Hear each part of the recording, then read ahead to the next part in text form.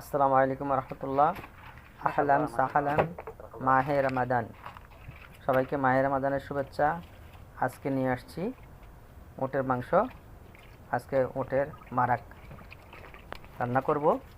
আগে প্রথমে ভালোভাবে লাহামগুলো ধুয়ে নিলাম, 3বার ধুয়ে নিলাম।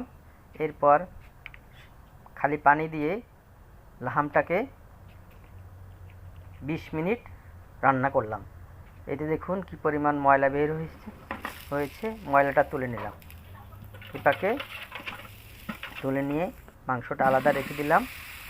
আমি প্রথমে দিয়ে দিলাম পেঁয়াজ, আদা, রসুন কুচি দিয়ে ভালোভাবে ভেজে এরপরে আমি দিয়ে দিলাম টমেটো এবং গরম মশলা, লং, এলাচ, দারচিনি, লেবু, তেজপাতা দিয়ে ভালোভাবে কষিয়ে নিলাম।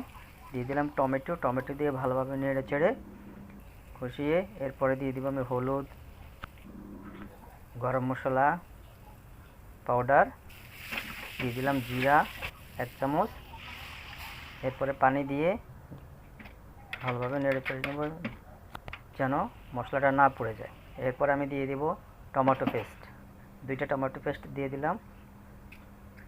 টমেটো পেস্ট দিয়ে 10 মিনিট জাল করে এরপরে আমি এবার দিয়ে দেব আগে থেকে সিদ্ধ করে রাখা লাহামগুলো দিয়ে 20 মিনিট কষিয়ে এরপর আমি দিয়ে দিলাম পানি, পরিমাণ মতো পানি দিয়ে দিলাম। দিয়ে এরপরে কষিয়ে আবারও 20 মিনিট কষিয়ে আমি দিয়ে দিলাম আগে থেকে কেটে রাখা ক্যাপসিকাম, আলু, মিষ্টি কুমড়া, গাজর, সবজিগুলো দিয়ে আমি 1 ঘন্টার জন্য ঢেকে রাখবো। হয়ে গেল আমার লাহাম মারাক।